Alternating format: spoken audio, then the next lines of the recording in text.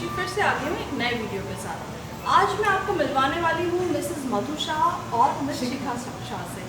और आज ये जो हमें जानकारी देने वाले हैं ये हमारी आगे आने वाली जनरेशन के लिए बहुत ही महत्वपूर्ण जानकारी है।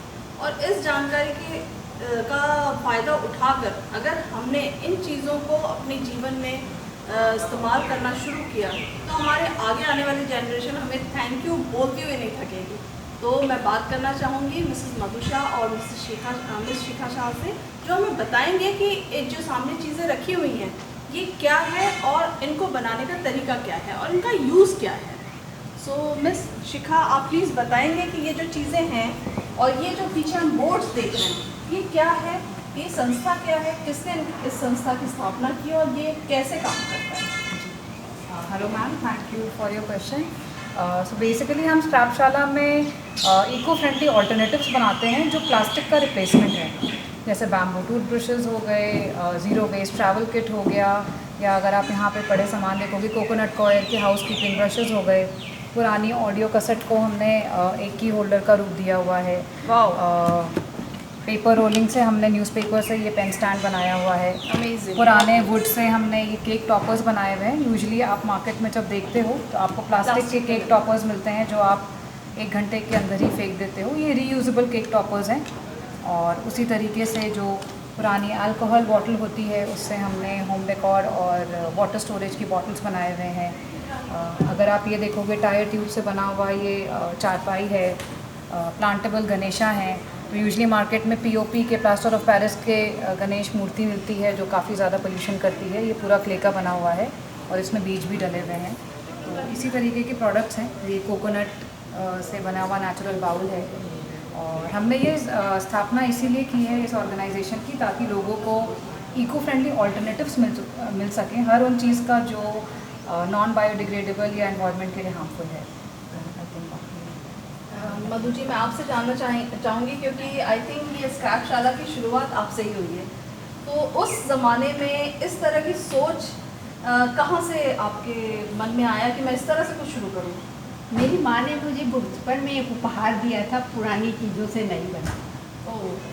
बस मेरे दिमाग में वही था। वो एक साड़ी होती थी, पहले उसका दुपट्टा बनाती थी, फिर कुशन बनाती थी। जब फट जाता था तो उसका पोछा भी बन जाता था। माता जी को मेरा शत नमन, जो उन्होंने इतनी अच्छी आपको सोच दी और इस सोच को आप आगे बढ़ा रहे हैं।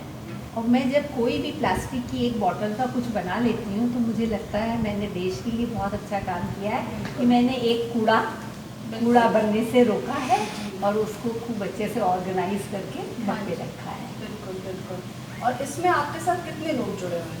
इसमें हम लोगों की 22 से 25 लोगों की टीम है जी, जो हम लोग मिल के सब काम करते हैं। और सारे हमारे लोकल आर्टिसियन हैं जी जी, जो ये सब बनाते हैं।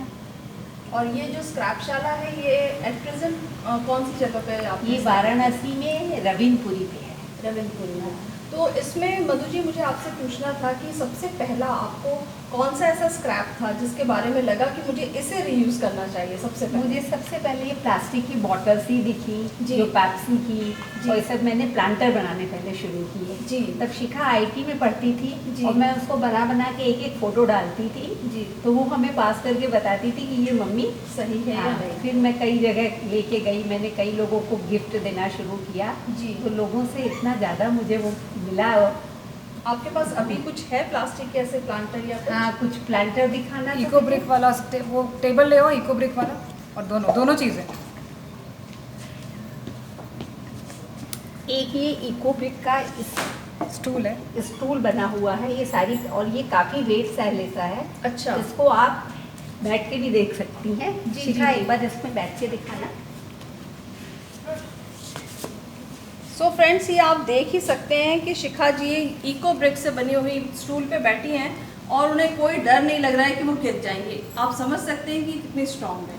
तो शिखा जी, एक बात मुझे और जाननी थी, जैसे ये प्लांटर्स आप बनाते हैं और ये जो इको ब्रिक्स के लिए बॉटल्स यूज़ करते हैं, तो इतना कलेक्शन क्या आपकी संस्था कर लेती है या आप बाहर से भी मंगवाते हैं। नहीं, आई थिंक प्लास्टिक ऐसा वेस्ट है जो हर घर में, हर कॉलोनी में, हर शहर में इतना ज़्यादा है कि उसको मैनेज करना ही बहुत बड़ी बात है।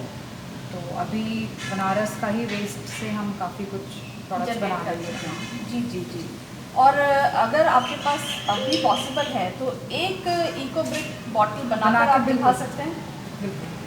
पूजा जो हमारी आर्टिसन है वो दिखाएंगी कैसे अच्छा। बनाते हैं। तो अब हम मिलते हैं पूजा जी से, जो हमें सिखाएंगे कि इको ब्रिक कैसे बनाई जाती है।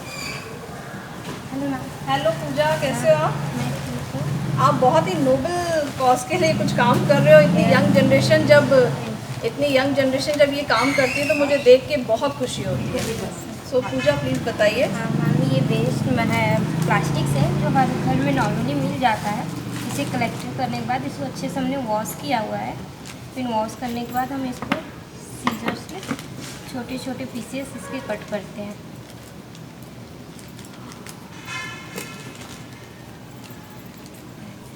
छोटे छोटे पीसेस कट करने के बाद मतलब इसको पहले वॉश करके क्लीन करना ज़रूरी है, यस मैम, ताकि आगे ये गंदा ना रहे गंदा और स्मेल ना आए। स्मेल ना आए। फिर उसके बाद इसको प्लास्टिक बॉटल्स जो होती हैं पेप्सी यूजली मिल जाते हैं जी। उसमें लेके इसको हम टाइटली ऐसे भरते हैं, डंडे से टाइट करते हैं। और ये कितने दिन तक हमें भरना होता है इस बॉटल में? मैम अगर आप इसको वैसे हम लोग 30 मिनट लगाते हैं भरने में। अच्छा, अगर जल्दी है तो आप 2 लोग संडे को कभी लोग टाइम मिल करो डेढ़ इकट्ठा करके कर सकते जब भी आप फ्री हो, आपके पास वेस्ट कलेक्ट हो गया, हाँ हाँ इसे टाइट करके इसमें पूरा भरना होता है। जी। तो एक बॉटल में हम 2 से 300 ग्राम प्लास्टिक कट जाता है। अच्छा, एक बॉटल में अगर ये हम एक साइज़ की इस साइज़ की बॉटल देखें तो इसमें 200 से 300 ग्राम प्लास्टिक आ जाता है।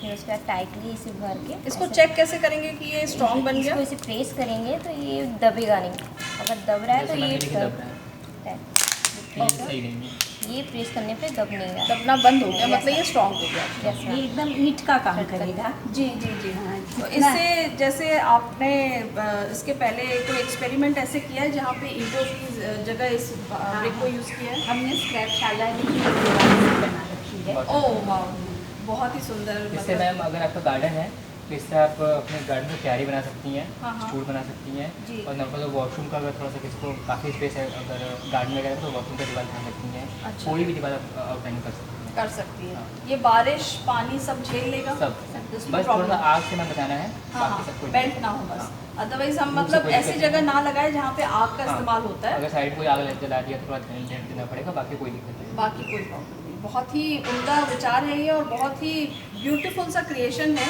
और यहाँ पे आप देख सकते हैं फ्रेंड्स कि ये बास्केट भी रीयूज पेपर से बनी है। और ये जो पेन स्टैंड दिख रहा है बच्चों के यूज़ के लिए, जो बहुत ब्यूटीफुल सा पेन स्टैंड दिख रहा है, ये आंटी के हाथ में मैंने देखा कि एक प्लांटर बना हुआ है। ये पेप्सी की बॉटल से पेप्सी की वेस्ट जो प्लास्टिक हम फेंक देते हैं उससे इन्होंने प्लांटर बना लिया है।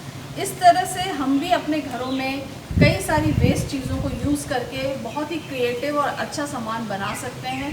और क्रिएटिव सामान हमारे घर को तो सजाएगा, लेकिन जो ये वेस्ट हम नहीं फेंकेंगे और इसे हम यूज़ कर लेंगे, इससे हमारी सृष्टि और हमारा नेचर भी बहुत सुंदर सज जाएगा, जो हमारे आगे आने वाली जनरेशन के लिए बहुत ज़रूरी है। सो फ्रेंड्स, मैं आपको लिंक में डिस्क्रिप्शन बॉक्स में मधु आंटी का और शिखा का नंबर दे दूँगी। अगर आपको कोई भी आइडियाज़ चाहिए तो ये आपको पक्का हेल्प करेंगे आगे और सोच को आगे बढ़ाने में।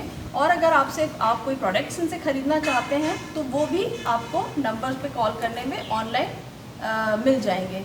अगर कोई आपको कॉल करता है तो आप उनको बाई पोस्ट भिजवा देते हैं? डेफिनेटली हम पूरी इंडिया में डिलीवरी करते हैं ओके। और इंटरनेशनल डिलीवरी भी करते हैं, लेकिन उसके लिए थोड़ा सा टाइम लगता है क्योंकि कुरियर जाने में ही 20 से 25 दिन लग जाते हैं। इंडिया में हम 3 से 4 दिन में डिलीवरी करवा देते हैं। डिलीवर हो जाता है। और जहाँ तक मैं मधु जी शिखा जी, मैं प्राइस रेंज की बात करूँगी तो ये जो प्रोडक्ट्स हैं ये रीज़नेबल प्राइसेस में है या एक्सपेंसिव है? ये शुरू होते हैं 10 रुपये से, और क्योंकि हाथ का काम है कारीगरों का, तो जितना इंट्रिकेट या जितना डिटेल आर्टवर्क होगा उतना प्राइस प्रोडक्ट का बढ़ता जाएगा। तो 10 रुपये से शुरू होकर 5 से 8 हज़ार तक के भी प्रोडक्ट्स हैं हमारे पास। अच्छा। तो वो डिपेंड करता है। हम पूरे फर्नीचर भी बनाते हैं पुरानी लकड़ियों से। अच्छा। तो जिस टाइप का प्रोडक्ट है उस टाइप से प्राइजेस शुरू हैं, बट बहुत सारे प्रोडक्ट हैं जो हमारे 10 रुपये, 50, 100, 200 के अंदर आते हैं। एक चीज़ और मैं जानना चाहूँगी शिखा जी, जैसे कि ये आपने फर्नीचर की बात की जी। तो, और अभी आपने मुझे दिखाया था कि आपने टायर के